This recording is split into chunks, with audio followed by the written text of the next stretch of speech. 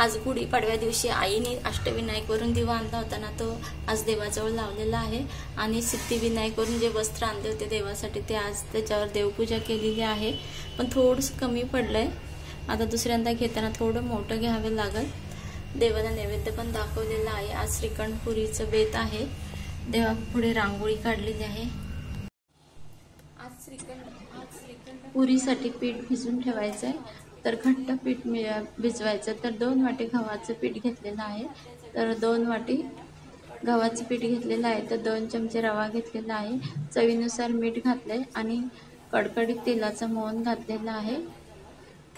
तर हे थोडं तेल थंड होऊन द्यायचं, नंतरच हात घालायचा असं मी तुम्हाला सांगितलं। पण माझी खूप गडबड झाली होती, उशीर झाला होता, म्हणून मी ना ते गरम असतानाच मी हात घातला तर माझ्या पोटाला भाजले। अजून सुद्धा खूप आग होते त्याची।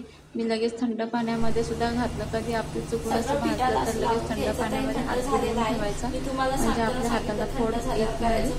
तर ही ज्या स्वयंपाक करताना आधी पहिली काळजी तर घ्यायची आपली, पण चुकून कधी भाजलं थोडासा चटका बसला तर लगेच थंड पाण्यामध्ये हात घालायचा। हे बघा मी सांगते तुम्हाला, लगेच मी ह्या पाण्यामध्ये हात पण घातला थंड पाण्यामध्ये आणि घट्ट पीठ भिजवून ठेवायचं आहे आपल्याला।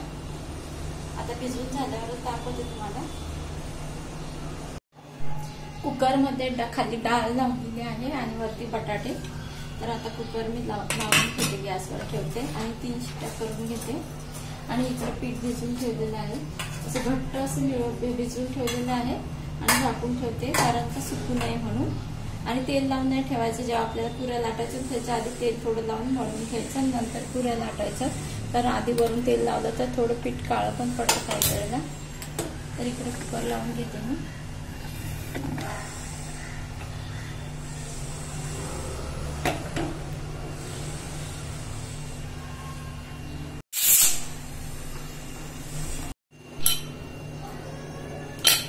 बटाटे शिजून निघालेले आहेत, बघू शकता, थांबा मी दाखवते। बघा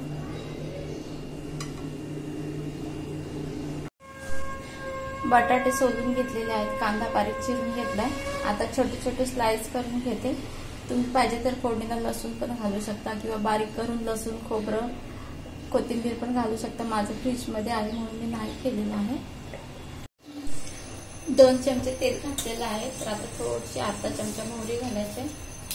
मोहरी तडतडली की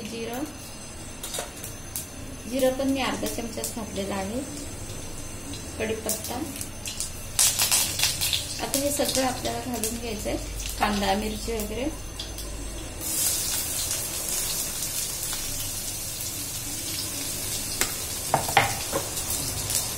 छान परतून पण घ्यायचंय।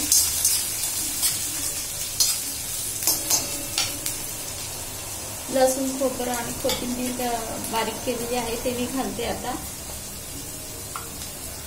आता मी फ्रीज मध्ये बघितलं तर कोथिंबीर नाही, मी काल गेली होती बाजारात, पण माझ्या ना आणायचं लक्षातच नाही राहिलं।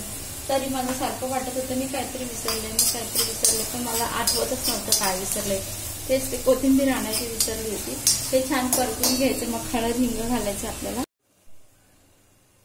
चांगलं परतून घ्यायचं, मीडियम गॅस करायचं जरा। कांदा थोडा गोल्डन ब्राऊन झाला की परतून घ्यायचं चांगलं। आणि मग आपल्याला त्याच्यामध्ये घालायचे बटाट्याच्या फोडी।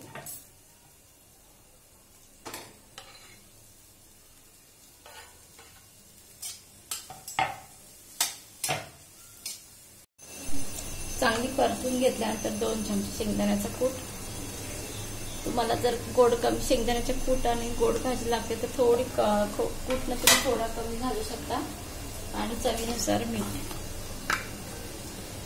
मला ना हातानेच मीठ घालायला कळतं, चमच्याने जास्त शक्यतो मी घालतच नाही। आणि चांगलं परतून घ्यायचं आता आपल्याला। परत हे सगळं घातल्यावर भाजी चांगली परतून घ्यायची। बघा कलर किती छान आला।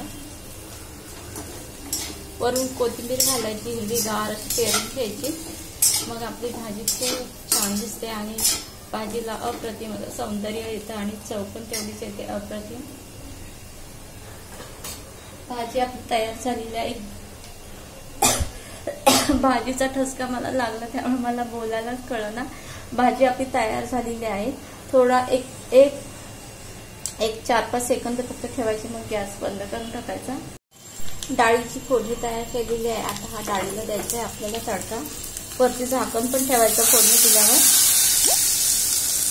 पण माझ्या हातात मोबाईल आहे त्यामुळे मी नाही ठेवलं, पण तुम्ही फोडणी दिल्यावर झाकण ठेवा. भाजी तयार करून झालेली आहे, भात झाला आहे, डाळीला फोडणी देऊन झालेली आहे, श्रीखंड तर फ्रीज मध्ये करून झालेले आहे. आता आपल्याला पापड तळायचे आणि पुरी करून घ्यायच्या आहेत. तर स्वयंपाक करायच्या आधी मी शेगडीची पूजा करून घेतलेली होती.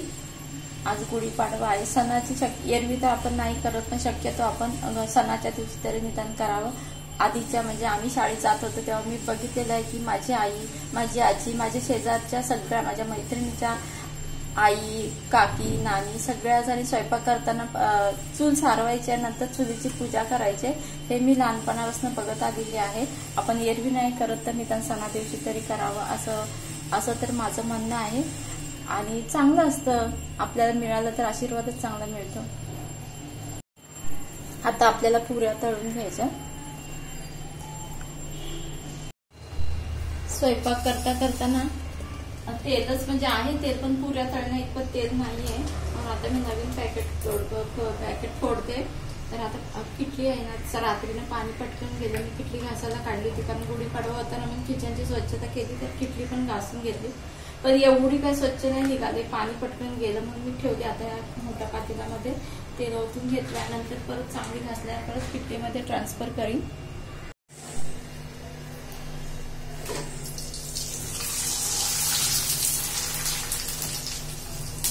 हे नाचणीच्या पापड्या आहेत. मी व्हिडिओ पण टाकला होता, अपलोड केला होता युट्यूबवर.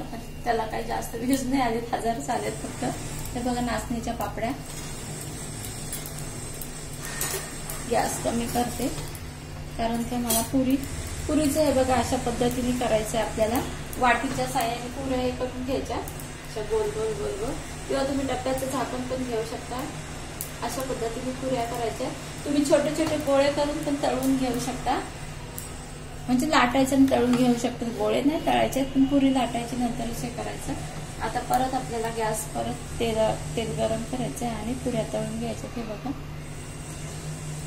मी फक्त व्हिडिओ दाखवण्यामध्येच असं करणार आहे. नंतर मी छोटे छोटे म्हणजे गोळे करूनच लाटणार आहे, कारण हे खेळ केल्यावर वाटतं मला लय त्रासदायक वाटतं.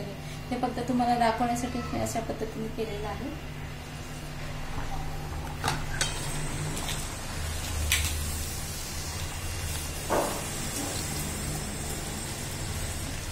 कशी टम्म फुगले बघा. आणि पुऱ्या तळताना ना कधी पण एक एकच पुरी तळायची. तुम्ही बघू शकता हे बघा किती, आणि तेल पण नाही फुटली पण नाही तेलामध्ये, किती छान झालेले आहे.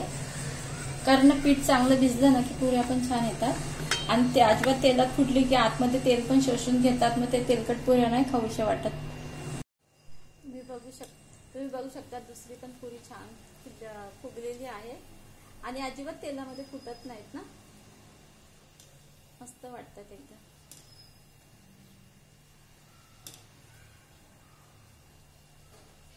इकडं आधीची अजून तशीच आहे फुगलेली बघा. अशाच पद्धतीने आपल्याला सगळ्या पुऱ्या तळून घ्यायच्या. ते गुढीसाठी आणि देवासाठी पण नैवेद्याचं ताट तयार झालेलं आहे. पुरी आहे, डाळ भात आहे, बटाट्याची भाजी आहे, पायनॅपल श्रीखंड आहे आणि नाचणीचा पापड आहे. तर तुम्हाला हे कसं वाटलं मला कमेंट्स मध्ये नक्की सांगा. मी सिंपल जेवण केलेलं आहे. तुम्ही बघू शकता पुऱ्या ना माझ्या सगळ्या फुगलेल्या आहेत. हे बघा सगळ्या फुगलेल्या आहेत आणि चविष्ट पण लागतात, खूप छान लागतात. सगळ्या फुगलेल्या आहेत.